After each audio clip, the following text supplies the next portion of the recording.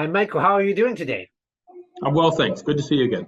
Good to see you. So, just to refresh our memory, your company, formerly known as the Group 10 Metals, and now has changed to the company new name, is Stillwater Critical Minerals. Can you just tell us a bit about the background and give us some thoughts about putting this critical minerals in your name? Sure. Well, our vision here is low carbon critical minerals at a global scale in North America. So that portion of the name and the URL make a lot of sense. The change to Stillwater follows our flagship project in Montana. We're advancing a very globally significant resource there of nickel, copper, cobalt, plus platinum group elements and gold. And we're doing that in an expanding U.S. district backed by Glencore, as we'll get into here. So it made sense to focus the company on that Stillwater name.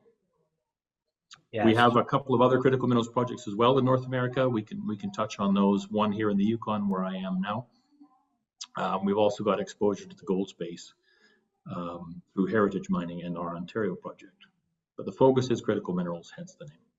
For sure. You mentioned a bit about your Stillwater West flagship project, which is located in Montana. Give us a take on having a U.S. address and being in Montana as a mining jurisdiction.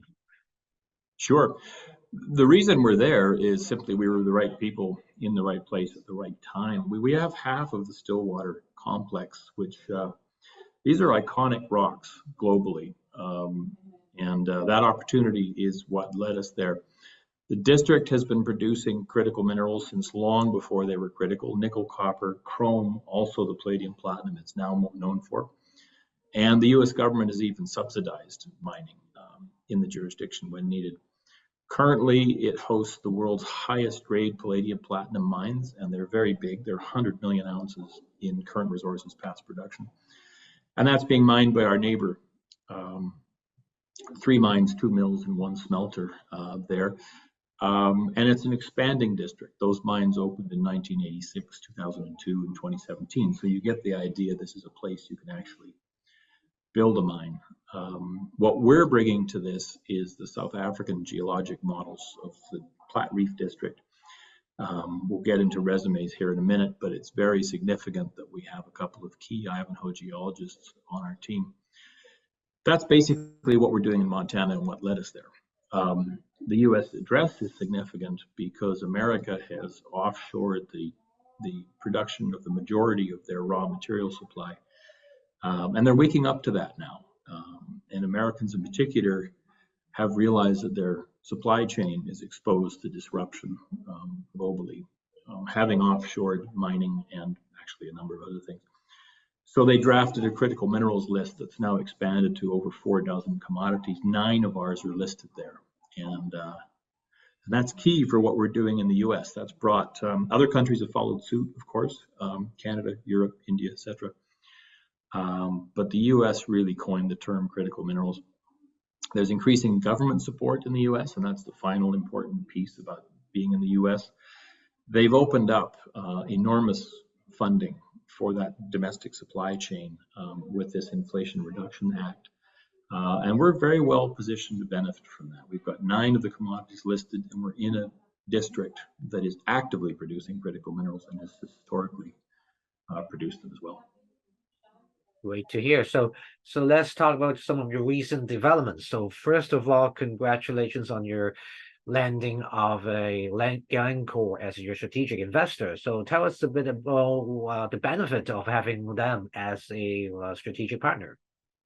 They've been a fantastic partner on a technical and also a corporate level. The main thing, the most important piece, is that was capital raised at a time when it's very hard to raise money. $5 million Canadian raised at a 52% premium to market. It's very significant. And that allowed us to drill and expand the Montana resource this year.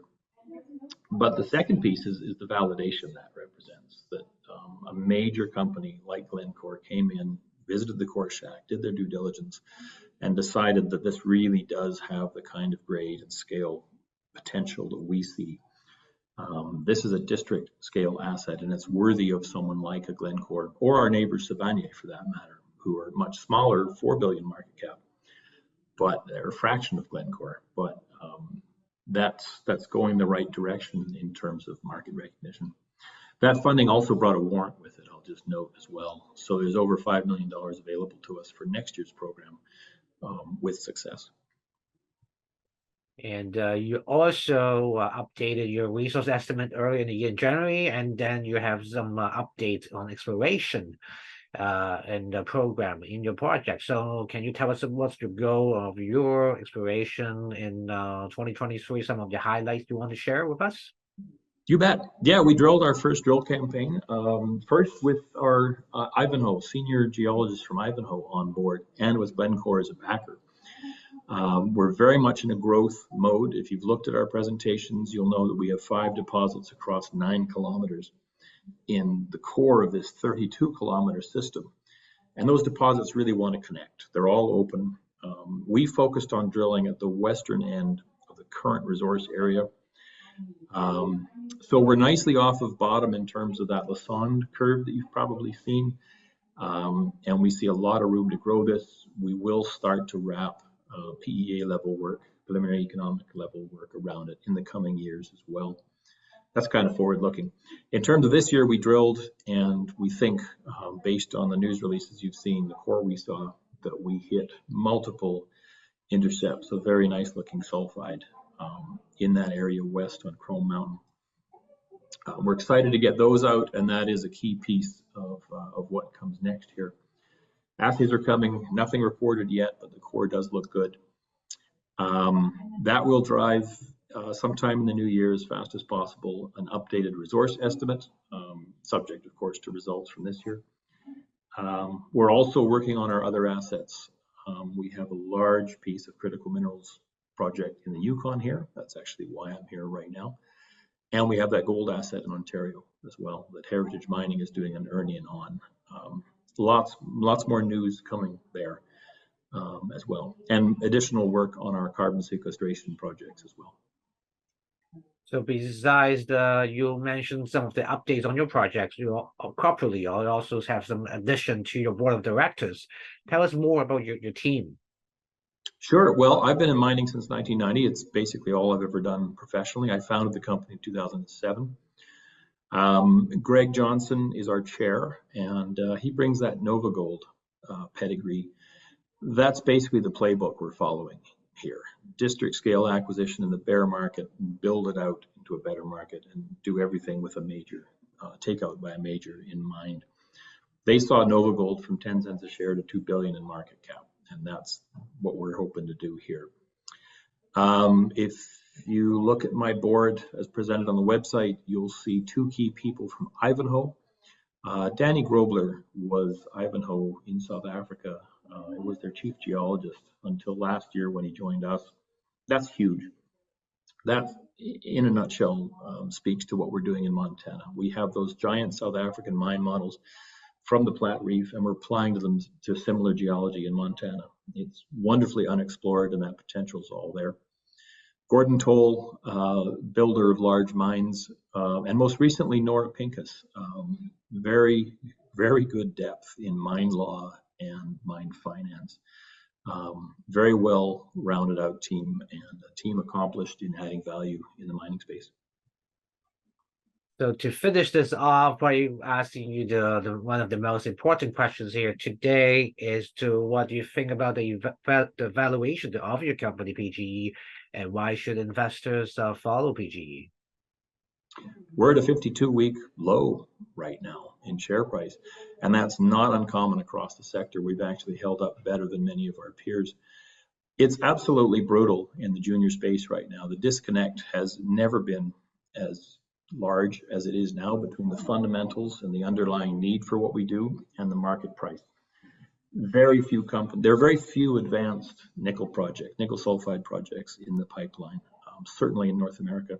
Same is true of copper, and copper production falls off a cliff in 2025. Where are the new mines? These things are going to be valuable very quickly. The majors get that, and that's a key point to your investors and your base in considering an investment in Stillwater. Is we are cashed up, and we have a major on board, a terrific asset, terrific team, good news flow coming, there's a lot to be done here. I'll note the time of year as well right now. We're recording this in late November. It's the depth of tax loss selling season, and being at a 52-week low means that you're feeling that. These stocks will move up in January, even just on that basis, let alone the fact that the US dollar seems to have finally rolled over and gold is finally moving up. That's not quite fair. Gold has made higher highs and higher lows for some time now. Now we think it'll really run. A lot of money has been going to the US dollar and 5% returns on treasury bills there. We're seeing that money finally come back into our space now, and I think that'll continue into next year. So overall, this is a great buying opportunity. I'm buying. You can see the insider reports. I bought a lot more last year. I'm a believer. Thank you for sharing your update with us, Michael, today. A lot to look forward to in the new year. Absolutely. Good to see you, and thank you for featuring us here today. Thank you for your time.